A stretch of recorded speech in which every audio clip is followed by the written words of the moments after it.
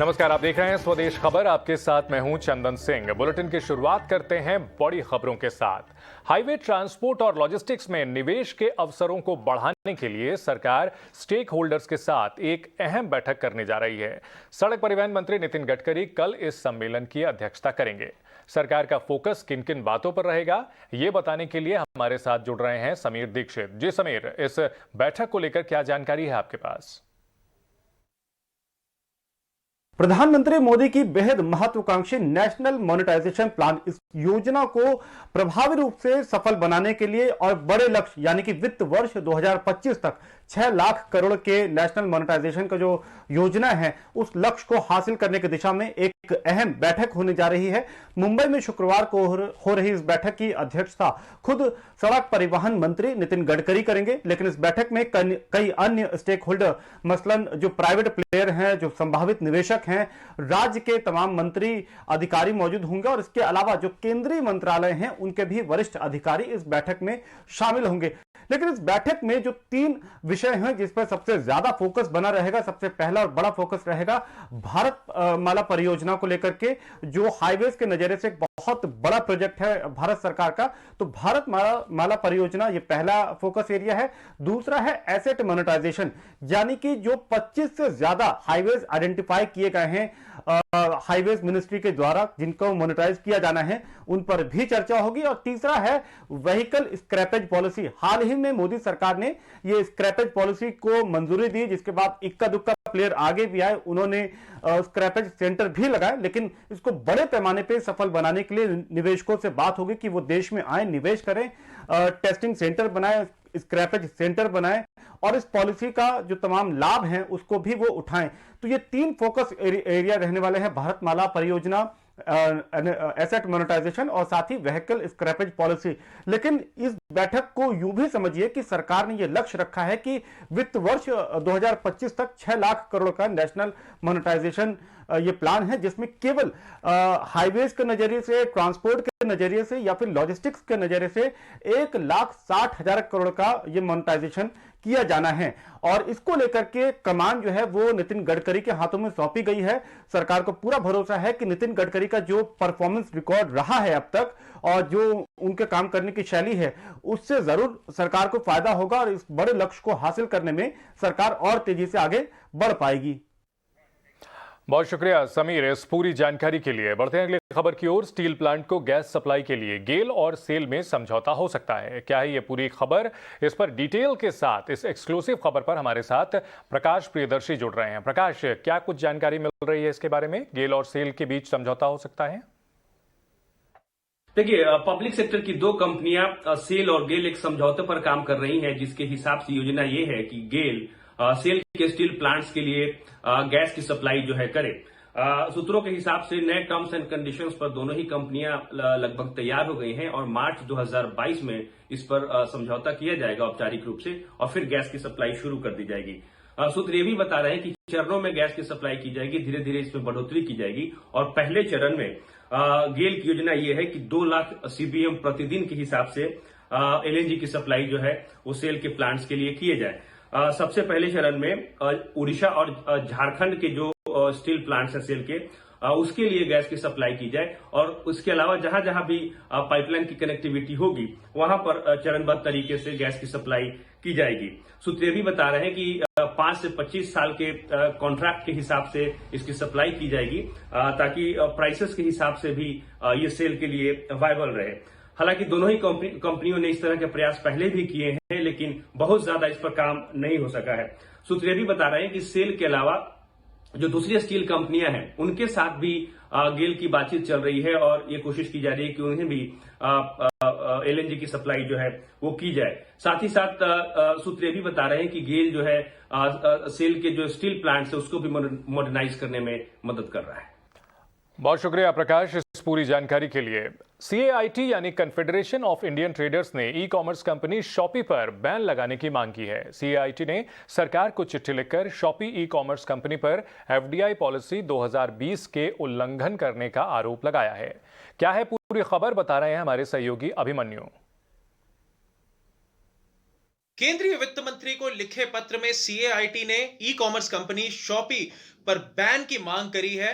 इनके अनुसार शॉपी की भारत में एंट्री एफडीआई पॉलिसी और फेमा रूल्स के विरुद्ध है, क्योंकि इनके अनुसार भारत सरकार का अप्रूवल लेना जरूरी है हर उस कंपनी के लिए जो इन्वेस्टमेंट करती है किसी ऐसे देश से जिसका भारत के साथ एक लैंड बॉर्डर है। शॉपी एक चाइनीज ई कॉमर्स जायंट है जो एक एंटिटी के थ्रू अपना बिजनेस करती है। उस एंटिटी की 2 होल्डिंग कंपनीज हैं जो सिंगापुर में रजिस्टर्ड हैं और पेरेंट कंपनी केमन आइलैंड्स में रजिस्टर्ड है। सीएआईटी का मानना है कि इस कॉम्प्लेक्स स्ट्रक्चरिंग के पीछे सिर्फ और सिर्फ एक कारण है कि जानबूझ के भारत सरकार के नियमों का उल्लंघन किया जा सके और चाइनीज फंड्स को इंडियन मार्केट में डाला जा सके। सीएआईटी ने जल्द से जल्द यह मांग की है कि शॉपी के विरुद्ध कार्यवाही की जाए ताकि भारत के छोटे व्यापारियों को प्रोटेक्ट किया जा सके, क्योंकि सीएआईटी के अनुसार शॉपी ने कई जगह प्रेडेटरी मार्केट टैक्टिक्स अडॉप्ट करके मार्केट को डिस्टॉर्ट किया है और कई जगह कंपटीशन को भी डेमोलिश किया है। बहुत शुक्रिया अभिमन्यु इस पूरी जानकारी के लिए। अब बात करते हैं बाजार की। 4 दिनों की कमजोरी के बाद आज बाजार में थोड़ी खरीदारी दिखी। हालांकि दिन की ऊंचाई से बाजार काफी नीचे बंद हुआ है। निफ्टी हल्की तेजी के साथ 17,250 के करीब बंद हुआ। वहीं निफ्टी बैंक पर आज भी दबाव दिखा। कैसा रहा दिन भर कारोबार और किन शेयर और सेक्टर में दिखा सबसे ज्यादा एक्शन, बताने के लिए हमारी सहयोगी पूजा त्रिपाठी हमारे साथ जुड़ रही हैं। पूजा, आज बाजार में किस तरह का मिजाज देखा गया? बाजार में आज दिन भर दायरे में ही कारोबार होता हुआ दिखाई दिया और एक्सपायरी जो हम उम्मीद कर रहे थे आज की वीकली एक्सपायरी 19 तरह के आसपास देखने को मिली। निफ्टी की अगर बात करेंगे तो 17,250 के लेवल पर क्लोजिंग हुई। सेंसेक्स में 113 अंक ऊपर सेंसेक्स ने क्लोजिंग दी। हालांकि बैंक निफ्टी आज कमजोर था और 250 अंकों की कमजोरी बैंक निफ्टी में देखी गई है। तो बैंक निफ्टी में जो कमजोरी का ट्रेंड है वो लगातार बना हुआ है। आईटी और ऑयल एंड गैस शेयरों में आज अच्छी खरीदारी हमने देखी। वहीं सरकारी बैंक, फार्मा और रियल्टी में आज दबाव देखने को मिला। निफ्टी में चढ़ने वाले शेयरों पर अगर नजर डालेंगे तो आज बजाज फाइनेंस में अच्छी तेजी थी। लगातार 3 दिन से हम कमजोरी देख रहे थे, लेकिन आज कहीं ना कहीं ब्रेक लगा और 2.5% ऊपर की क्लोजिंग बजाज फाइनेंस ने दी। इसके अलावा आईटी शेयरों का भी आज अच्छी तेजी थी। इन्फोसिस ने अपने नतीजों की जो डेट है वो अनाउंस कर दी है और उसके बाद हम देख रहे हैं कि आईटी शेयरों में अच्छा मोमेंटम आज दिन भर देखने को मिला। बीपीसीएल और टाइटन भी आज मजबूती के साथ कारोबार कर रहे थे। गिरने वाले शेयरों में आज मेटल स्पेस में दबाव था और हिंडाल्को था आज का टॉप लूजर। करीब 2% की गिरावट यहां पर देखी गई। इसके बाद सिप्ला, आईसीआईसीआई बैंक और हीरो मोटो यहां पर भी आज दिन भर कमजोरी थी। पावर शेयरों में भी आज दबाव देखने को मिला। टोरेंट पावर में करीब 6 से 7% की गिरावट दर्ज हुई। Tata power, PTC, power grid ये सभी शेयर भी आज कमजोर थे। फार्मा शेयरों से जुड़े आज काफी सारी खबरें आई थी, लेकिन कुछ एक्शन नहीं था आज ज्यादा फार्मा शेयरों में। इनफैक्ट कमजोरी के साथ ही कारोबार कर रहे थे सब। GSK pharma, Biocon, Strides pharma, Ipca lab सभी में आज कमजोरी थी। वहीं दूसरी तरफ आईटी शेयरों में बड़े लार्ज कैप प्लेयर्स तो थे ही, इसमें जो छोटे मझोले शेयर्स थे वहां पर भी अच्छी तेजी थी, जिसमें कि परसिस्टेंट, जेंसाटेक, एलएनटी इन्फो, यहां पर भी आखिरी कुछ मिनटों में शानदार तेजी देखने को मिली। और एक और सेगमेंट था फर्टिलाइजर स्पेस का, यहां पर भी लगातार दूसरे दिन हमने तेजी देखी, जिसमें कि जुआरी एग्रो, आरसीएफ, जीएनएससी, दीपक फर्टिलाइजर्स जैसे कुछ शेयर थे जो कि आज भी अच्छी मजबूती के साथ कारोबार कर रहे थे। बहुत शुक्रिया पूजा पूरी जानकारी के लिए। कार्नेलियन कैपिटल के फाउंडर विकास खेमानी ने कहा कि बैंकिंग सेक्टर के अच्छे दिन आने वाले हैं। ये एक ऐसा सेक्टर है जहां कम रिस्क पर अच्छा मुनाफा कमाया जा सकता है। तो पहली बात तो मैं मानता हूं कि बैंकिंग का एक बहुत अच्छा आने वाले कुछ समय तक माहौल बना रहेगा, क्योंकि पूरा बैंकिंग सेक्टर आप देखेंगे तो पिछले 5-6 सालों में से एक बहुत बड़े मुसीबत के दौर से निकला है। उनकी एनपीए साइकिल काफी बड़ी थी, वो जो अभी कम हो चुकी है, तो अभी उनका पूरा बेस क्लीन हो चुका है। Banking system by and large clean है, वेल प्रोवाइडेड है, वेल कैपिटलाइज्ड है और अभी रेडी फॉर ग्रोथ है। एंड आप देखेंगे तो पिछले कुछ क्वार्टर्स में अर्निंग ग्रोथ, क्रेडिट ग्रोथ भी पिकअप होनी चालू हो गई है। तो ये एक अच्छा माहौल, अच्छा सिचुएशन दर्शाता है कि आने वाले समय में क्या और हो सकता है। इन्वेस्टमेंट साइकिल भी पिकअप हो रही है और थोड़ा जैसे जैसे ओमनिक्रॉन का भी थोड़ा सेटल डाउन होता है, मुझे लगता है और उसमें बढ़ोतरी मिलेगी। दूसरी बात ये कहना बहुत गलत होगा कि सारे इतने बड़े बड़े इंस्टीट्यूशंस है, they are very agile, banks like ICICI Bank, they are also investing a lot of money in technology, so they are preparing themselves to offer much more than what any of the startups can offer. So I think ऐसा नहीं है कि वो जब होता है कि जब कोई इंस्टीट्यूट कॉट अनअवेयर हो जाता है, सारे प्रिपेयर कर चुके हैं, तो मुझे लगता नहीं है इनको कोई बहुत बड़ी थ्रेट है. Of course they have to keep evolving, उनको अपना बिजनेस मॉडल को चेंज करते रहना पड़ेगा. पर मुझे लगता है आने वाले 5 साल में अगर मैं एक सेक्टर आपको बोल सकता हूँ जो कम रिस्क के साथ अच्छा रिटर्न दे सकता है, वो बैंकिंग रहेगा. उसका मुझे कोई इसमें दो राय नहीं है. ऑफ कोर्स आपको अपनी कंपनीज वगैरह को देखना पड़ेगा, ये ब्रॉड बेस्ड नहीं होता है, पर बैंकिंग में एक अच्छा माहौल, क्रेडिट ग्रोथ का जो है वो बनना चालू होगा. जब क्रेडिट ग्रोथ होता है, आप जाके 2003-4 के साइकिल से भी देख सकते हैं. पहले होता है एसेट क्वालिटी कंट्रोल में आती है, प्रोविजंस होता है, और फिर धीरे धीरे ग्रोथ का माहौल चालू होता है. जब होता है फिर बैंकों के वेल्थ क्रिएशन की साइकिल चालू होती है. तो मुझे लगता है कि यहाँ से बैंकों के शेयर 2-2.5 गुना भी हो सकते हैं 5 साल में. Quite possible. कोविड और इन्फ्लेशन जैसी चुनौतियों के बावजूद सीएट टायर कंपनी अच्छा ग्रोथ करने में कामयाब रही है. दिग्गज टायर कंपनी सीएट के एमडी अनंत गोयनका ने हमारे सीनियर एडिटर अजय शर्मा से एक्सक्लूसिव बातचीत में कहा कि ईवी के बढ़ते ट्रेंड को देखकर कंपनी ग्रीन इनिशिएटिव्स पर काम कर रही है. So if you were to look during COVID times in the last year, we did face a slowdown, a sharp slowdown in the certain quarters where you had a wave 1 and wave 2 coming in. But we did have very fast pickup of the market. Last year, July, August itself, the markets rebounded back pretty well. On the other hand, we also had the benefit of raw material prices coming down in 2020. So to that extent, last year was a very good year for us. Despite the Q1 slowdown, we grew by about 12%, and we're looking at a 41% growth this year on a year-on-year basis. So growth is coming along well, but this year we are having challenges of inflation. Crude has gone up by 70-80% at about $85 per barrel. The other key raw material we have is rubber, which is also up by about 40-50%. So to that extent, inflationary pressure is very high at this point of time, which is having stress on our margins. So you have taken some price hikes, and some more perhaps may not be ruled out in the next couple of months? Yes, so continuously over the course of this year, we've been taking price hikes ranging between 1 to 3% every other month. We have done so in the month of November as well, in some amount in December, and we will need to continue for the rest of the year. How's the reception in the market? Is the demand buoyant enough to get all of that absorbed, or it's still slightly on the weaker side? So it varies industry to industry demand. So I'd say medium commercial vehicle demand is gradually picking up as we speak. On the passenger car side, particularly on the automobile manufacturer space, they are facing the issue of chip shortage at this point of time.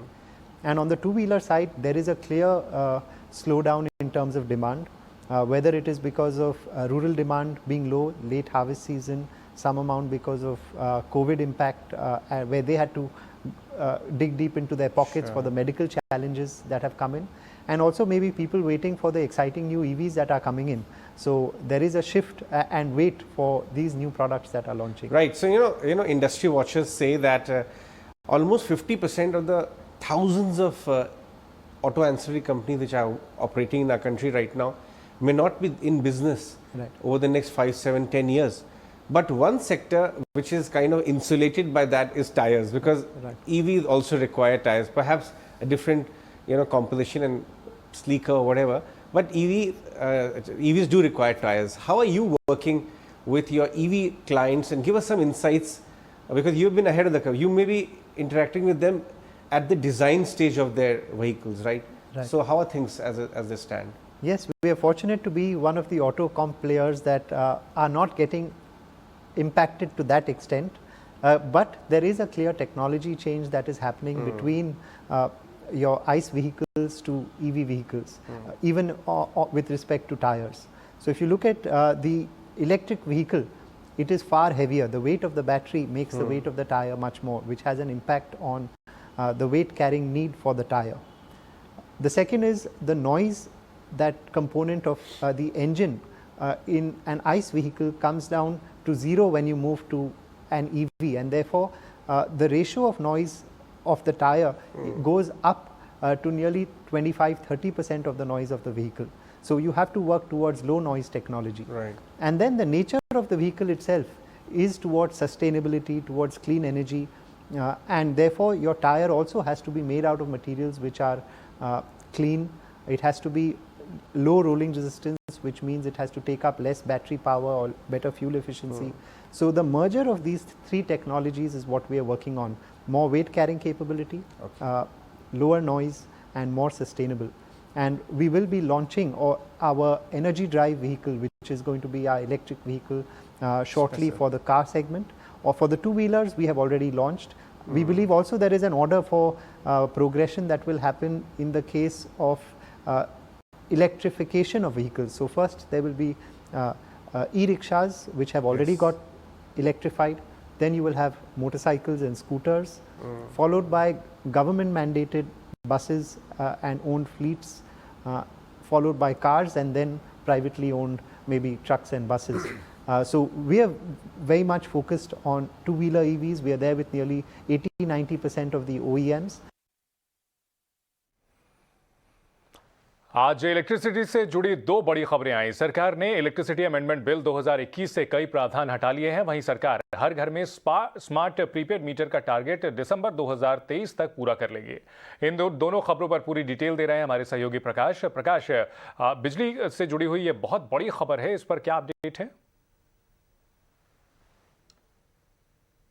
सबसे important चीज ये है कि सरकार electricity amendment bill 2021 को चाहती है कि राज्यों के बीच में सहमति बनाई जाए और उसको लेकर कई तरह के प्रयास किए जा रहे हैं। हालांकि सरकार ने इस बात की जानकारी पहले दे दी है कि अभी भी इस पर अंतिम सहमति नहीं बनी।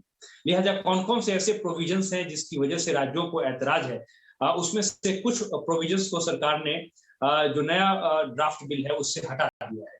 सबसे इंपॉर्टेंट ये है कि इलेक्ट्रिसिटी सेक्टर में डीबीटी की बात हम करते आए हैं और ये प्रोविजन पिछले साल का अगर आप ड्राफ्ट बिल देखें तो उसमें मेंशन किया हुआ है, जिसमें कि इलेक्ट्रिसिटी सेक्टर में डायरेक्ट बेनिफिट ट्रांसफर के तर्ज पे जो सब्सिडी का अमाउंट है सीधे कंज्यूमर के खाते में डालने का प्रावधान किया गया था, डिस्कॉम्स के लिए नहीं, उसको अब हटा दिया गया है क्योंकि कई राज्यों को इस पर ऐतराज था। मतलब ये कि अब जो सब्सिडी का पैसा है वो डिस्कॉम को ही जाएगा, आपको सिर्फ सब्सिडाइज रेट पर बिजली मिलेगी।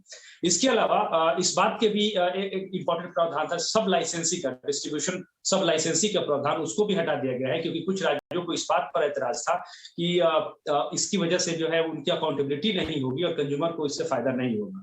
साथ ही साथ राज्यों के जो पावर्स हैं अपॉइंटमेंट के ACRC में इसको क्लैरिफाई किया है पावर मिनिस्टर ने कि उनके अधिकारों का बिल्कुल भी हनन नहीं होगा, उनको ये अधिकार बना रहेगा।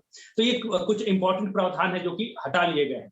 साथ ही साथ ये भी, लेकिन ऊर्जा मंत्रालय ने इस बात को स्पष्ट रूप से ये कहा है कि इलेक्ट्रिसिटी डिस्ट्रीब्यूशन सेक्टर में जो मौजूदा कंपनियां हैं सरकार की वो ऐसे ही काम करती रहेंगी, लेकिन प्राइवेट सेक्टर की एंट्री होगी। इसका मतलब ये है कि सरकार ये चाहती है कि आप जिस इलाके में रहते हैं आपके पास एक से ज्यादा डिस्कॉम्स हो और आप सर्विस क्वालिटी के हिसाब से उसकी सर्विस जो है ले लीजिए, और इसकी घोषणा वित्त मंत्री ने पिछले बजट में की थी।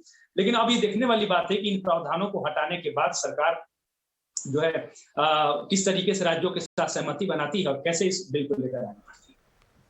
ठीक है प्रकाश, आप हमारे साथ बने रहें, आपसे अन्य खबरों पर भी हम जानकारी लेंगे। सरकार सोशल मीडिया की जवाबदेही तय करने के मकसद से जल्द ही कानून बना सकती है। प्रस्तावित डेटा प्रोटेक्शन कानून पर बनी संसदीय कमेटी ने इस सिलसिले में आज अपनी सिफारिशें सरकार को सौंप दी हैं। कमेटी ने सोशल मीडिया को रेगुलेट करने के लिए मीडिया रेगुलेटरी अथॉरिटी बनाने का सुझाव भी दिया है। इन सिफारिशों में और कौन सी बातें शामिल हैं और इन्हें लागू करने के लिए कब तक बिल लाया जा सकता है, एक बार फिर से रुख करते हैं 18 नाउ स्वदेश संवाददाता प्रकाश प्रियदर्शी का। प्रकाश, इस बिल को लेकर के क्या जानकारी है? देखिए, काफी वक्त से इसकी चर्चा की जा रही थी। 2019 में इस बिल को संसद में पेश किया गया था, लेकिन तब उसके बाद इसको ज्वाइंट पैनल को भेजा गया। 2 साल बाद इसकी रिपोर्ट आई है और कई अहम सिफारिशें की गई है। कमिटी ने ये कहा है कि जो पर्सनल डेटा है उसके साथ साथ जो नॉन पर्सनल डेटा है उसके भी रेगुलेशन की जवाबदेही तय होनी चाहिए और सख्त रेगुलेशन होना चाहिए। साथ ही साथ सोशल मीडिया जिसका जिक्र आप कर रहे थे उसकी जवाबदेही तय करनी जरूरी है, क्योंकि अभी तक किसी तरह का रेगुलेशन नहीं है। तो ऐसे में कोई भी ऐसा प्लेटफॉर्म जो कि एक इंटरमीडिएट की तरह काम नहीं कर रहा है उसको एक पब्लिशर की तरह माना जाएगा सोशल मीडिया को, और जो भी कंटेंट वो पब्लिश कर रहे हैं इसकी जवाबदेही उनकी होगी। तो एक तरीके से उनकी अकाउंटेबिलिटी तय करने की बात की जा रही है। साथ ही साथ जो भी वैसे मैन्युफैक्चरर्स जो हार्डवेयर मैन्युफैक्चरर्स हैं जो कि डेटा कलेक्ट करते हैं उनको भी रेगुलेट करने की बात की गई, सिफारिश की है ज्वाइंट पैनल ने, जैसा कि सॉफ्टवेयर मैन्युफैक्चरर्स के साथ हो रहा है, और उसके लिए सेपरेट रेगुलेटरी बॉडी बनाने की बात की है। इसके अलावा जहां तक मीडिया की बात है, उसमें यह कहा गया है कि मीडिया के पास रेगुलेशन के लिए जो प्रेस काउंसिल ऑफ इंडिया है उसके पास पूरी क्षमता नहीं है, उसको ज्यादा इक्विप करने की जरूरत है, उसको ज्यादा अधिकार देने की जरूरत है। और सोशल मीडिया का जमाना है, नए नए मीडिया वेंचर्स आ रहे हैं, लिहाजा कोई भी एक यूनिफॉर्म रेगुलेटरी बॉडी नहीं है जो कि रेगुलेशन दे पाए। लिहाजा इस बात की सिफारिश की गई है कि इस पर सरकार को फोकस करना चाहिए, और कोई भी कानून सरकार बनाती है तो इस बात को ध्यान में रखते हुए किया जाना चाहिए कि मीडिया की स्वतंत्रता बनी रहे लेकिन बेटर रेगुलेशन भी हो। ये तमाम सिफारिशें की गई हैं। इस बात को भी कहा गया है कि अगर किसी भी तरह के पर्सनल डेटा ब्रीच होता है तो 72 घंटे जो है उसको रिपोर्ट करना है। तो तमाम सिफारिशें, अब देखते हैं कि सरकार इसको लेकर किस तरीके से बिल के प्रावधानों में इसको शामिल करे। बहुत शुक्रिया प्रकाश इस पूरी जानकारी के लिए। अगर आप उन लोगों में से हैं जो अपनी नई कार की डिलीवरी का बेसब्री से इंतजार कर रहे हैं लेकिन फिर भी आपको पक्की तारीख नहीं मिल रही है, तो परेशान ना हो, आप अकेले नहीं हैं, बल्कि उन 7 लाख से ज्यादा खरीदारों में से एक हैं जो महीनों से चल रही वेटिंग से जूझ रहे हैं। देखिए रिपोर्ट। सेमीकंडक्टर संकट की मार कार बनाने वाली कंपनियों पर तो पड़ ही रही है, साथ ही इसका खामियाजा 7 लाख से ज्यादा कार खरीदारों को भी भुगतना पड़ रहा है। ये खरीदार महीनों से अपनी कार के घर आने का इंतजार कर रहे हैं। सेमीकंडक्टर चिप की किल्लत के चलते कार कंपनियों ने वक्त पर कार डिलीवरी करने से हाथ खड़े कर दिए हैं। एक और इकोनॉमी के खुलने से मांग में अचानक आया उछाल, वहीं दूसरी ओर नए मॉडल्स की धड़ाधड़ लॉन्चिंग से डिलीवरी का इंतजार कर रहे लोगों की लिस्ट लगातार लंबी होती जा रही है। कई लोगों को तो डिलीवरी में देरी के चलते अपनी सपनों की कार के लिए अधिक भुगतान करना होगा, क्योंकि कार कंपनियों की इनपुट कॉस्ट पिछले 1 साल में करीब 6% बढ़ चुकी है। वो इसका बोझ अब ग्राहकों पर डालने जा रहे हैं। जिन टॉप मॉडल की गाड़ियों का वेटिंग पीरियड काफी लंबा है, उनमें महिंद्रा XUV 700, मारुति के CNG variant, Hyundai Creta, Kia Seltos, MG ester, Tata पंच, मर्सिडीज GLS और ऑडी e-tron इलेक्ट्रिक जैसी XUV शामिल हैं। वहीं अगर बात करें कंपनियों की वेटिंग के कतार में खड़े ग्राहकों की, तो मारुति के करीब 2.5 लाख से ज्यादा ग्राहक कार डिलीवरी का इंतजार कर रहे हैं। हुंडई, टाटा मोटर्स, महिंद्रा के 1 लाख से ज्यादा, किया मोटर्स के 75,000 से ज्यादा, MG मोटर्स के 46,000 से ज्यादा, Volkswagen, Skoda, Toyota, Nissan, Renault और ऑडी को मिलाकर 75,000 से ज्यादा ग्राहक अपनी कार का बेसब्री से इंतजार कर रहे हैं। मर्सिडीज इंडिया के भी 2800 से ज्यादा ग्राहक कतार में खड़े हैं। दुनिया भर में सेमीकंडक्टर की कमी के चलते कारों के प्रोडक्शन में फिलहाल तेजी आती नहीं दिख रही। बताया जा रहा है कि सेमीकंडक्टर की ये दिक्कत 2022 की पहली छमाही तक बनी रहेगी। खासकर इलेक्ट्रिक कारों का वेटिंग पीरियड सबसे लंबा है, क्योंकि इनमें कई तरह की चिप की जरूरत होती है। हालांकि कंपनियां ग्राहकों का इंतजार जल्द से जल्द खत्म करने का भरोसा दिला रही हैं। ET नाउ स्वदेश। स्वदेश खबर में फिलहाल इतना ही। आप बने रहिए ET नाउ स्वदेश के साथ।